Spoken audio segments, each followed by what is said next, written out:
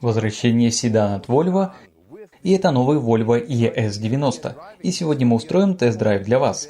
Посмотрим, как он едет, насколько он ощущается роскошным и какая у него реальная дальность хода.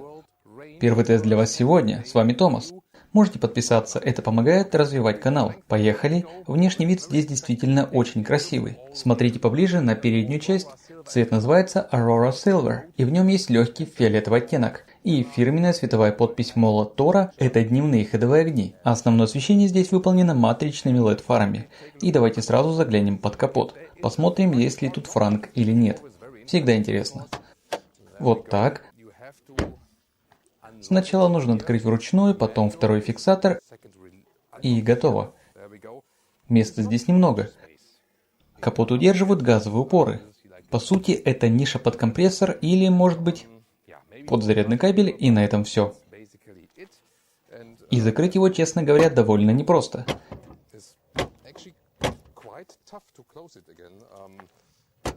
Всегда найдется кто-то, кто скажет, что вы закрыли капот не так. С этим приходится жить, когда снимаешь обзоры машин. Теперь посмотрим на профиль. Для этой модели он ключевой. Длина 5 метров. Колеса 20 до 22 дюймов. Здесь стоит опция самые большие 22 дюйма. И видно, что клиренс здесь не маленький. Для седана он стоит довольно высоко. 18 сантиметров. Так что некоторые даже назовут его кроссовер-седан. Здесь уже со среднего уровня оснащения стоит пневмоподвеска. И боковые стекла тоже идут с дополнительной ламинацией, скоро покажу. Это тоже начинается со средних комплектаций. Пневмоподвеску можно приподнять в режиме легкого оффроуда.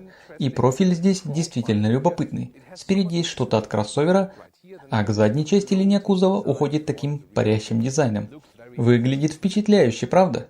Здесь бывает либо задний привод, либо полный. Сегодня у нас для начала заднеприводная версия. Разгон до сотни 6,6 секунды. Полный привод делает это за 5,5 секунд, а в опции даже примерно за 4 секунды. Вы, возможно, уже видели в наших вставках разницу по батареям. Заднеприводная версия идет с меньшей батареей, 82 кВт-часа чистой емкости, а полноприводная более быстрая, 102 кВт-часа чистой емкости. Зарядка 11 кВт обычная, быстрый пик 310 или 350 кВт, в зависимости от версии.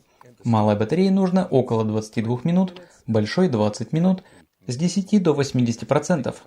Архитектура 800-вольтовая, так что по цифрам все выглядит очень хорошо. Но еще важнее, какая у него будет реальная эффективность на ходу. Сзади очень классный дизайн с этой вертикальной секцией, перекочевавшей сюда от моделей кроссоверов. И, конечно, фирменные C-образные фонари Volvo. Мне правда нравится, как это выглядит. Для седана решение уникальное и очень эффектное. Скоро покажу детали багажника. Но уже сейчас видно, что здесь формат фастбека. И это ключевой момент. Снаружи у нас классический седан, а вот проем багажника как у универсала. Так что получаем стиль седана, но при этом удобство и гибкость практически на уровне универсала. Кстати, о максимальной скорости. Она здесь 180 км в час. Volvo установила этот лимит уже давно, и он действует даже для их моделей с ДВС. А теперь к салону, и вот что действительно интересно. Здесь в роли ключа используется смартфон, это основной подход. Позже я сделаю отдельный большой блог про эту идею и про то, что может пойти не так. Вынесу его отдельно, потому что тема длинная, да и кое-что у нас случилось по ходу съемки, но об этом чуть позже. Когда вы подходите к автомобилю, дверные ручки сами выезжают навстречу, или можно нажать здесь, чтобы закрыть. Зеркала тоже складываются. Здесь у меня классические зеркала, и снизу видна камера. Выглядит так, будто ее просто подвесили под корпус. Любопытное решение. Если вы используете карточку ключ, прикладывать ее нужно вот сюда. Звук закрывания двери очень добротный. И здесь еще есть доводчики. Приятно, правда? Сзади такой же приятный звук. И тоже с доводчиком. Вот так. Карты дверей качественно черная искусственная кожа. И хорошо, что она не дает отражений в окне. Ниже матовая деревянная вставка, опциональная акустика Bowers & Wilkins, здесь мягкая площадка под локоть, и вот за эту часть вы беретесь, когда закрываете дверь изнутри. И мне нравится, что все закрыто отделкой, никакого голого пластика. Даже нижняя секция сделана мягкой, что встречается очень редко. А в самом низу хотя бы есть резиновый коврик. Вот эта деталь могла бы быть идеальной, если вы ее тоже сделали, например, из светлого войлока. А вот здесь блок стеклоподъемников. Та самая двухкнопочная загадка. Кому-то это нравится, и я понимаю почему. Я, например, иногда путаю кнопки передних и задних стекол. А тут ошибок нет. Нажимаешь переключатель, как в логике Mercedes, и переходишь к управлению задними окнами. Что думаете об этом, напишите в комментариях. Раз уж заговорили про стекла, здесь используется ламинированное остекление. Спереди дополнительный слой для шумоизоляции, и сзади тоже. Это как и пневмоподвеска. Появляется начиная со средней комплектации. И я уже могу сказать, о шумоизоляции этой машины нам еще что будет обсудить, когда выберемся на французский автобан. Добро пожаловать в салон. Это одна из моих любимых частей, особенно в такой светлой отделке. Если светлый салон вам не по душе, например, из-за детей, никаких проблем, доступен и черный вариант. Стартовая отделка — это черная высококлассная искусственная кожа Nordico. Есть три цвета: черный, светлый и вот такой кардамон, светло-коричневый тон. В базе сиденья без перфорации, а здесь как раз стоит опциональная перфорированная отделка. Это видно прямо сейчас. Эти сиденья еще и вентилируемые, так что есть и подогрев, и охлаждение. Активная вентиляция, и они вообще не перегреваются. Очень крутая штука. По ощущениям мягко, приятно, выглядит отлично. И по эргономике все очень хорошо. В сегменте электромобилей чуть лучше сейчас только сиденья в BMW iX3.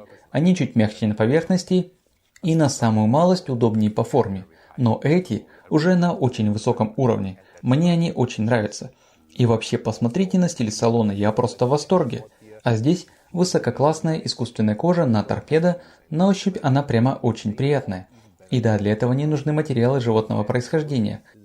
Ниже матовое настоящее дерево, тоже очень приятное тактильно. И вот маленький шведский флажок, такая мини-подпись. Салон здесь очень чистый по архитектуре, большинство функций переехало в экран. Лично мне нравится, когда климат вынесен на отдельные кнопки, но хотя бы управление громкостью оставили физическим. Внизу вот этот кристаллический контроллер. И переключение треков тоже физическое. Климат же полностью цифровой. И все в 2 шага. Иначе приходится пользоваться голосовым управлением. То же самое касается и вентиляции сидений. Во время езды привыкаешь, но, наверное, это не самое удобное решение. Снова видим матовое дерево, оно идет по всей передней панели. И сверху над подстаканниками тоже. Сдвигаем крышку и открываются адаптивные подстаканники. Спереди расположена площадка для беспроводной зарядки, причем с активным охлаждением. Сзади 2 порта USB-C, на камеру их слегка сложно показать, но они там. Подлокотник мягкий, широкий. Сдвигаем и получаем большой отсек, куда можно спрятать все лишнее. Кабели, оборудование для съемок и так далее. Бардачок открывается только через экран. С одной стороны неудобно, с другой он автоматически блокируется, если вы не авторизированы в автомобиле. Так что есть и плюс. Мне также нравится двухцветное оформление рулевого колеса. В этой спецификации машина полностью выполнена без материалов животного происхождения, включая руль. На ощупь он приятный, и темный внешний обод не дает бликов на экран. При этом выглядит эффектно.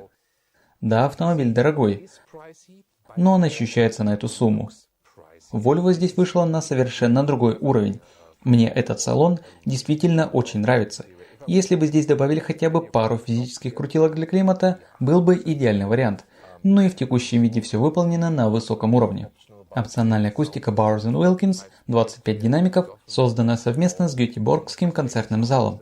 Это одна из самых качественных аудиосистем, что встречается в автомобилях. Звучит глубоко и очень чисто. А теперь вид от лица водителя.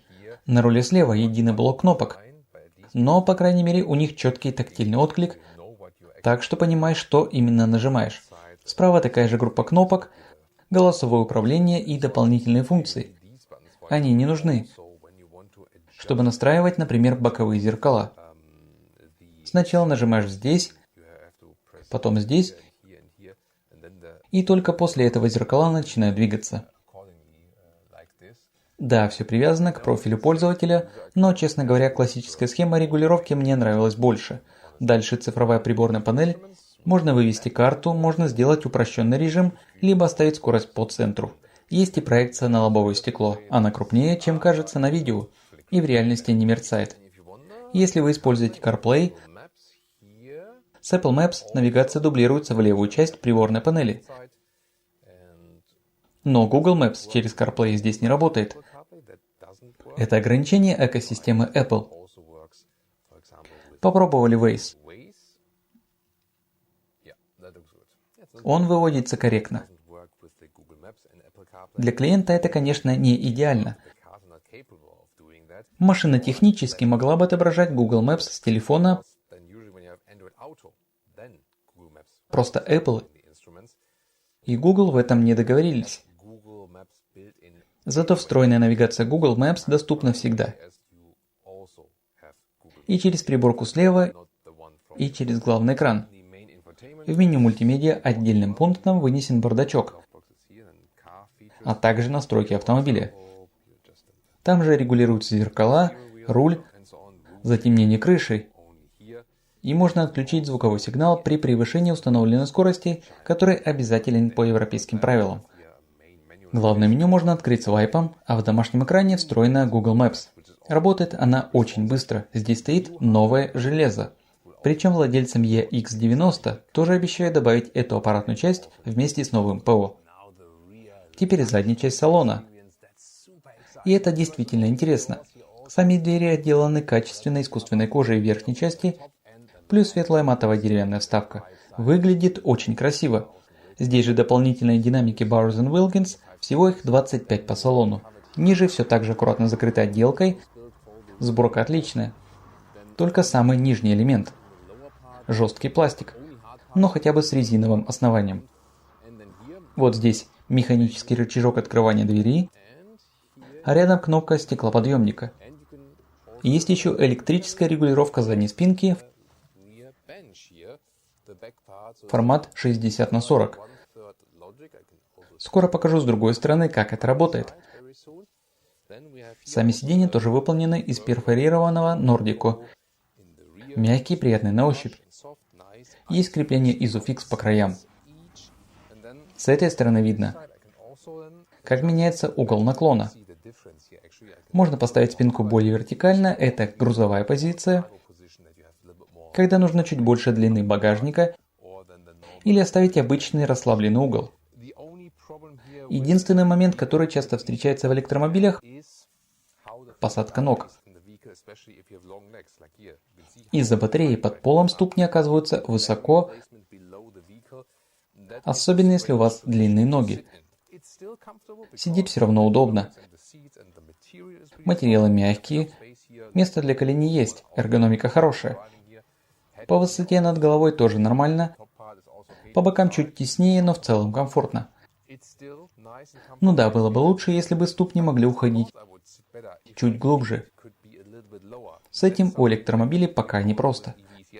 Поэтому, кстати, кроссоверы-электромобили так популярны. У них изначально выше кузов, и сидишь там на более естественной высоте. Пол, видите, здесь почти ровный, небольшой выступ по центру, но в целом удобно. Сзади два порта USB-C, вот они. Выше отдельный блок управления климатом для заднего ряда. И редкая для седанов опция. Подогрев и вентиляция задних сидений. В этой максимальной комплектации Ультра очень приятный бонус. Перфорированные и вентилируемые задние сиденья – это прямо уровень роскоши. Верхняя часть спинки тоже мягкая, и за счет материала Nordico появляется красивый светлый контраст даже в зоне подголовников. Центральная секция складывается, она расположена довольно близко, поэтому иногда дает тот самый скрип. Кожзама. Но сама консоль очень широкая. Открываем и получаем дополнительное место для мелочей. Спереди снова матовое настоящее дерево. Красиво выглядит и приятно звучит, когда проводишь пальцем. Нажимаем кнопку и поднимаются подстаканники. Они слегка подстраиваются под стакан. Приятная мелочь. Очень эффектная деталь. Опускаем назад и все аккуратно скрывается. Мне действительно нравится задняя часть салона. Особенно эти деревянные вставки на спинках передних сидений. Добавляет ощущение премиальности. И вот здесь начинаешь думать. Может, цена и оправдана. Машина дорогая, позже поговорим о цифрах, но в плане отделки заднего ряда она впечатляет. Единственный нюанс – посадка ног. Пространства много, но сидишь чуть выше, чем хотелось бы. Это особенность электромобилей. Батарея под полом поднимает уровень ступней. Я бы тоже оставил эту центральную секцию сложенной, если вы едете один или вдвоем спереди, потому что так у вас сохраняется хоть какая-то видимость назад. Если поднять центральное место, поднимается и подголовник, и тогда обзор назад практически исчезает. Так что лучше оставить ее опущенной. И вот здесь панорамная крыша. Она не открывается, то есть это фиксированная панорама. Но есть функция затемнения. Теплозащита встроена в сам стеклопакет, так что степень затемнения не влияет на защиту от солнца, она чисто визуальная. Вот так работает затемнение. Получается более приглушенный, затененный салон без лишней яркости. Особенно заметно это в очень солнечный день. Смотрится эффектно. Производители называют это электрохромным затемнением. Хотя, как писали некоторые зрители, технически это не совсем классическая электрохромная технология. Та обычно работает иначе. Через отражение внешнего света. Я тут не специалист. Возможно, кто-то из вас, и инженеры, подскажет в комментариях, как это устроено на самом деле. А теперь посмотрим багажник и заодно измерим его. Объем 425 литров, цифра скромная, но важно, насколько он удобен в реальном использовании. Вот, например, чемодан спокойно помещается вертикально. И главное здесь формат Fastback, так что проем большой и очень удобный. Кстати, если вам нужны размеры для поездки в IKEA, они напечатаны прямо сверху на панели. На камеру почти не видно, но они там. Шторка поднимается автоматически, когда открываешь багажник. Тогда лучше видно сам отсек. Здесь лежит дополнительный коврик. С одной стороны мягкая поверхность. Переворачиваем, получаем жесткую, рабочую. Если вынуть его совсем, можно приподнять крышку пола и под ней есть пространство, куда можно убрать, например, зарядные кабели. С пневмоподвеской багажник можно даже опустить. Для удобной погрузки работает корректно. Теперь по размерам. Максимальная высота около 62 сантиметров. Ширина примерно 1 метр. Стандартная глубина тоже около 1 метра. Да, мотоциклисты знают, где ездить. Отсюда спинки не сложить. Это просто крючок для пакетов. Но можно дотянуться до люка для длинномеров. Протолкнуть его, он работает. Можно и дотянуться до спинок. Сначала эта часть, затем другая, схема 60 на 40. И вот эти накладки можно чуть отжать вниз, чтобы спинка легла ровнее. Полная длина до передних сидений, почти полный метрический ростомер, примерно 1,95 м. Так что багажник вполне практичный. И еще момент, обзор назад действительно ограничен. Это уже видно отсюда. Держатель шторки, конечно, можно снять, если нужно больше видимости. А теперь о том, как открывать и закрывать автомобиль. Момент на самом деле очень важный. Volvo больше не выдает классический брелок. Многие производители переходят на эту схему и делают ставку на смартфон. И можно сказать, телефон всегда с собой, удобно же.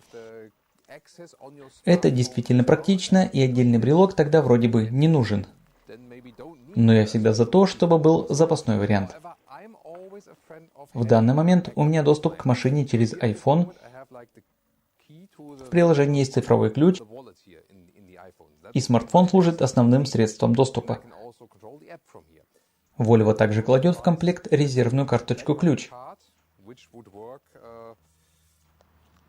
Ее нужно прикладывать к двери, а потом вставлять внутрь. Телефон же можно просто держать в кармане. До этого момента все звучит логично. Но некоторые считают меня параноиком, когда я говорю о дополнительных мерах предосторожности. И вот этот песик, кажется, со мной согласен. Когда мы уходим от машины и оставляем в ней вещи, я всегда приоткрываю окно.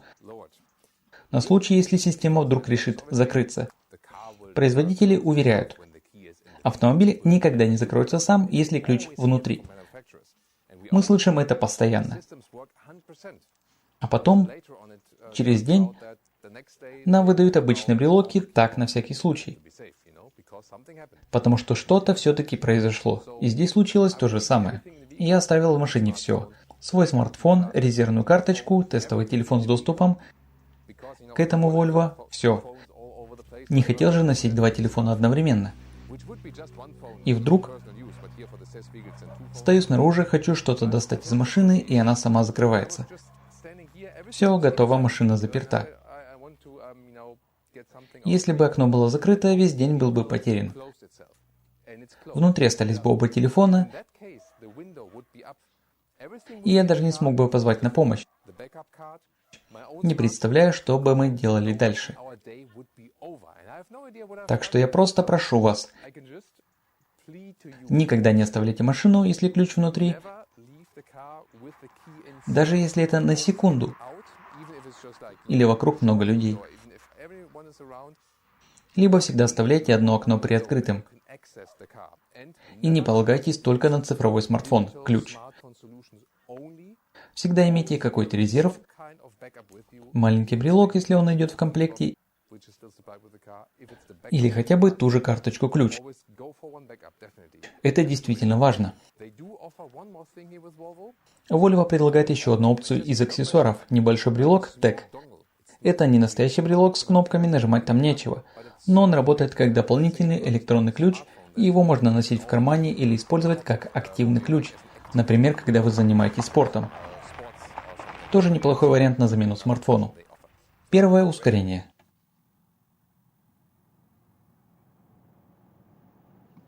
Это был разгон с 30 до 100 км в час.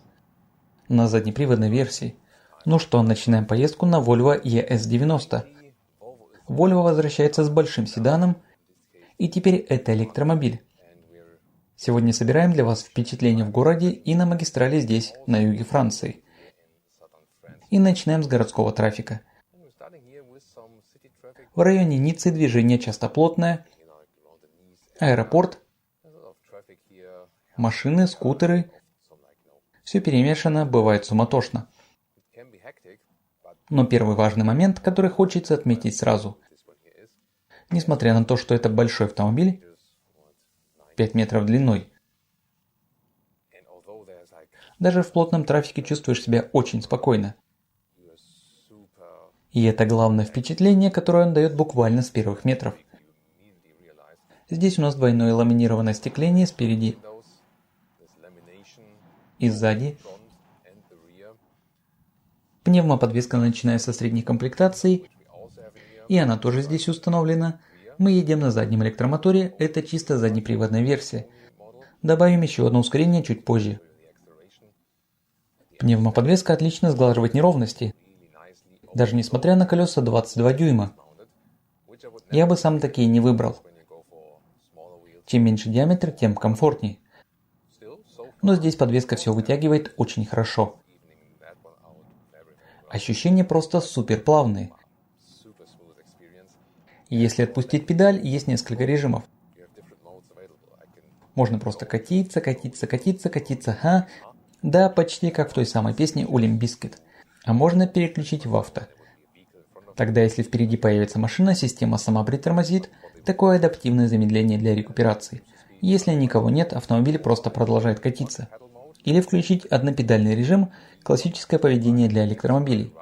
Я в основном работаю педалью газа, стоит только приподнять ее, и машина активно замедляется. Сейчас я еду именно в этом режиме. Например, подъезжаю сейчас к этому кольцу, рекуперация сильная. Нужно привыкнуть работать педалью, чтобы не создавать лишних рывков для пассажира. А пассажир у меня сегодня тоже Томас. Да, у нас сегодня двойной Томас, так сказать. И, конечно, передаю привет от Лили. Она сегодня отдыхает дома. После всей проделанной работы она это честно заслужила. В следующем видео она снова будет с нами. В однопедальном режиме нужно работать с педалью очень аккуратно. А если вам больше нравится, чтобы машина спокойно катилась, честно говоря, мне так удобней.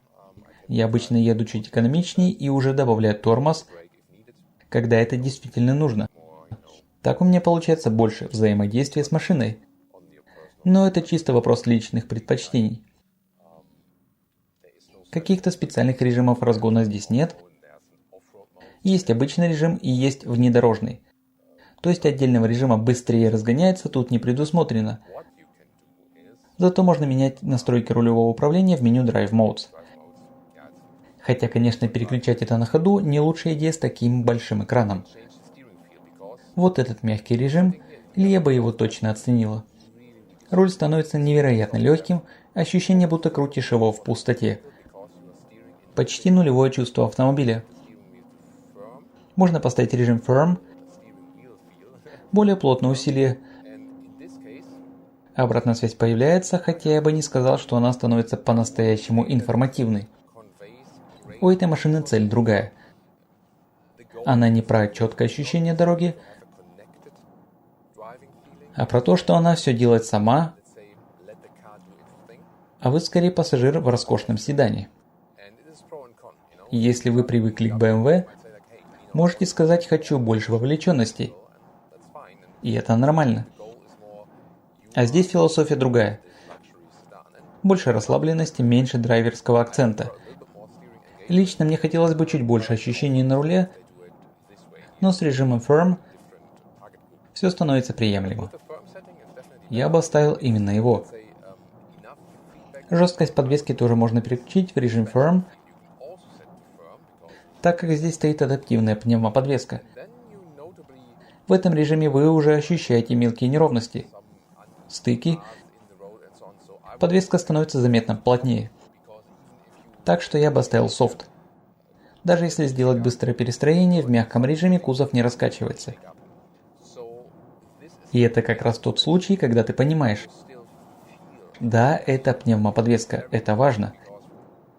Потому что за последние годы, даже пожалуй за десятилетия, появилось немало машин, где пневма настроена так жестко, что она перестает ощущаться как пневмоподвеска вообще. И тогда невольно спрашиваешь, зачем она, если нет этого мягкого плавного хода? А вот Volvo ES90 это ощущение сохранили. Тот самый комфортный, парящий характер движения. И мне это очень нравится. Плюс здесь хорошие кресла по эргономике и мягкая отделка Nordico. Сегодня довольно жарко, солнце сильное, так что можно включить вентиляцию сидений. И опять же нет никакой необходимости выбирать вариант с натуральной кожей. Получается очень цельный комфорт-пакет. Отличная шумоизоляция, сейчас мы едем примерно 90 км в час.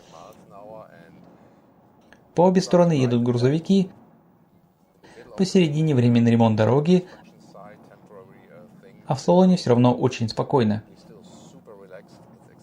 Тишина впечатляет.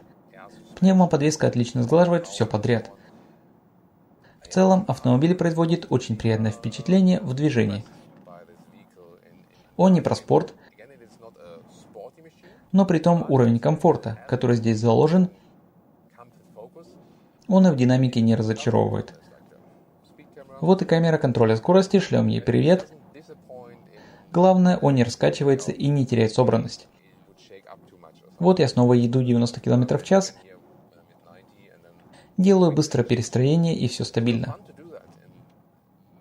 Машина не становится нервной, не болтается, и это действительно важно.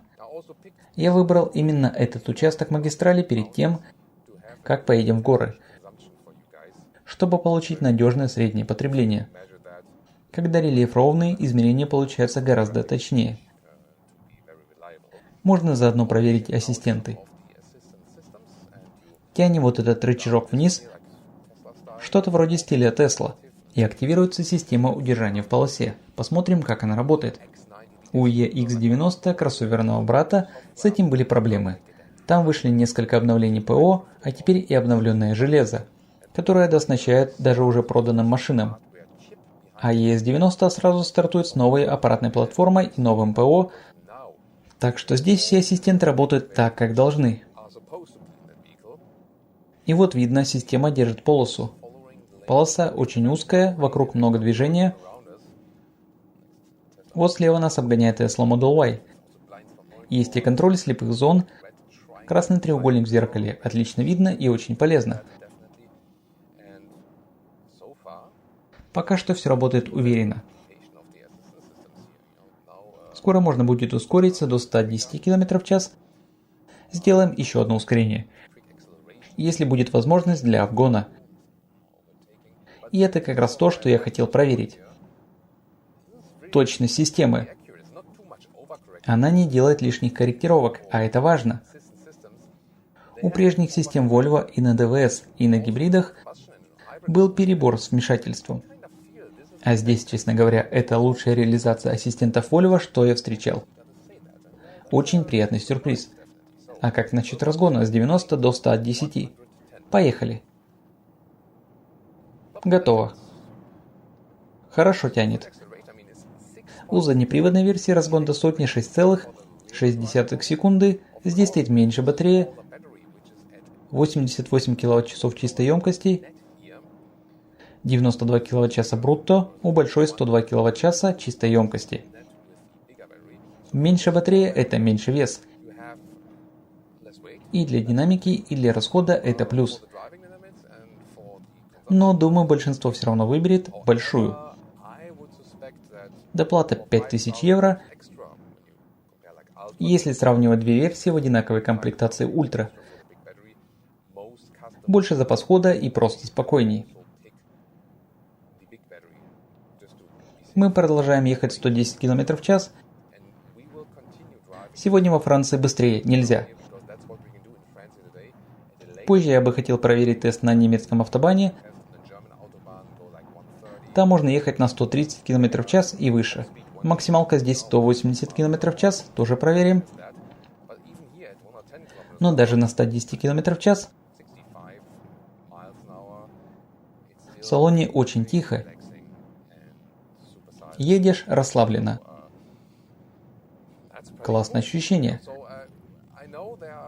Знаю, есть много скептиков по поводу электромобилей. Я бы просто сказал, возьмите машину на тест-драйв и попробуйте сами. Здесь концепция работает, весь опыт складывается в одно целое. И особенно это касается Volvo. За последние годы их ДВС особо не впечатляли. Всегда один и тот же 2-литровый 4-цилиндровый мотор, довольно прожорливый и не слишком мощный. Так что, честно, Volvo почти ничего не теряет, переходя на электротягу. Понимаете, о чем я? Если бы речь шла о BMW с рядной шестеркой, 3 литра, да, там можно сказать, я обожаю этот двигатель. А здесь электрическая версия, наоборот, дает гораздо более приятный опыт. Задний электромотор здесь всегда основной и более мощный. В версии с полным приводом он тоже главный. Позже появится и вариант с передним приводом. Там как раз будет стоять более слабый мотор. Есть еще одно изменение. Представьте, что у нас полный привод и мы просто едем по трассе. Теперь передний мотор отключается, когда он не нужен. У EX90 раньше отключался задний. Эту логику переработали. Если выбрать пакет Performance, оба мотора, и передний и задний, получат прошивку с большей мощностью. То есть фактически просто поднимают настройки софта, и машина становится еще мощнее. Я еще раз скажу, машина едет очень плавно. Отличная шумоизоляция, тишина в салоне, пневмоподвеска, удобные кресла. Все вместе дает очень спокойное и приятное ощущение. Да, в BMW iX сиденье все же лучше. Там эталон по мягкости и эргономике. Особенно их высококлассный кожзам. Но и здесь уровень уже очень высокий. Честно, я бы спокойно продолжил ехать дальше. Настолько комфортная и расслабленная машина. Теперь посмотрим, что она может в динамике. Поехали. Это был разгон с 20 до 80. А теперь пару поворотов. Вот так, да. И снова про руль. Даже в режиме Firm он не самый отзывчивый. Связи с машиной почти нет. Здесь делают упор именно на комфорт. Пневмоподвеска мягкая, но при этом не раскачивает. А вот по части драйва слабое место – это именно руль. Даже в более плотном режиме он почти не дает понимания, что происходит на дороге. Можно сказать, что в динамичной езде руль не ощущается частью машины. Зато подвеска удивительно хороша.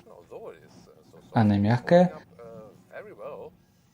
но держит кузов очень уверенно. Приятный сюрприз. Получается редкое сочетание. Хороший комфорт и при этом достойная устойчивость.